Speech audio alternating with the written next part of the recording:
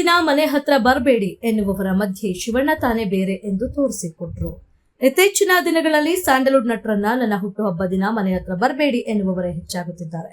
ಇದರ ನಡುವೆ ಶಿವಣ್ಣ ತಾನೇ ಡಿಫರೆಂಟ್ ಎಂದು ತೋರಿಸಿಕೊಟ್ಟಿದ್ದಾರೆ. ತೀರಾ ಮೊನ್ನೆಯಷ್ಟೇ ಪ್ರಜ್ವಲ್ ದೇವರಾಜ್ ಇರಲಿ, ಗೋಲ್ಡನ್ ಸ್ಟಾರ್ ಗಣೇಶ್ ಇರಲಿ, ಎಲ್ಲರೂ ಸಿನಿಮಾ ಕೆಲಸಗಳ ನೆಪ ಹೇಳಿ ಮನೆ ಹತ್ರ ಬರಬೇಡಿ ಎಂದು ಮನವಿ ಮಾಡಿಕೊಂಡವರೇ ಹೆಚ್ಚು. ಇದು ಅಭಿಮಾನಿಗಳ ಅಸಮಾಧಾನಕ್ಕೂ ಗುರಿಯಾಗಿತ್ತು. ಸಿನಿಮಾ ನೋಡಲು ಅಭಿಮಾನಿಗಳು ಬೇಕು, ಆದ್ರೆ ವರ್ಷಕ್ಕೊಮ್ಮೆ ನಿಮ್ಮ ಹುಟ್ಟುಹಬ್ಬದ ದಿನ ಅಭಿಮಾನಿಗಳು ಮನೆ ಹತ್ರ ಬಂದ್ರೆ ನಿಮಗೆ ಸಮಸ್ಯೆ ಎಂದು ಹಲವರು ಕಿಡಿಕಾರುತ್ತಲೇ ಇರುತ್ತಾರೆ. ಆದ್ರೆ ಇವೆಲ್ಲರ ಮಧ್ಯೆ ಶಿವಣ್ಣ ತಾವು ಡಿಫರೆಂಟ್ ಎಂದು ತೋರಿಸಿಕೊಟ್ಟಿದ್ದಾರೆ.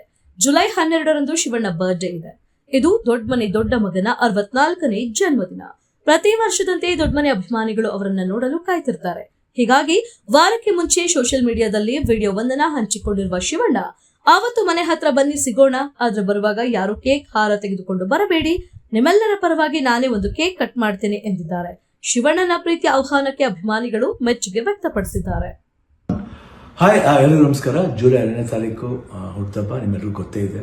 ನೀವೆಲ್ಲರೂ ಬರ್ತೀರಾ, ಬನ್ನಿ. ಆದರೆ ಈ ವರ್ಷ ನನ್ನೊಂದು ವಿನಂತಿ ಇದೆ, ಯಾವುದೇ ಥರದ ಉಡುಗೊರೆ ತರೋಕೆ ಹೋಗಬೇಡಿ. ಎಸ್ಪೆಷಲಿ ಕೇಕು, ಹಾರ, ಶಾಲು ಯಾವುದು ಬೇಡ. ಆದರೆ ನಿಮ್ಗಳ ಪರವಾಗಿ ನಾವೊಂದು ಕೇಕ್ ಕಟ್ ಮಾಡ್ತೀನಿ. ನಿಮ್ಮ ವಿಶಸ್ಸೇ ನನಗೆ ಆಶೀರ್ವಾದ ಥರ. ಎಲ್ಲರೂ ಬನ್ನಿ, 2ನೇ ತಾರೀಕು ಸೇರೋಣ, ಮಜಾ ಮಾಡೋಣ. Thank you.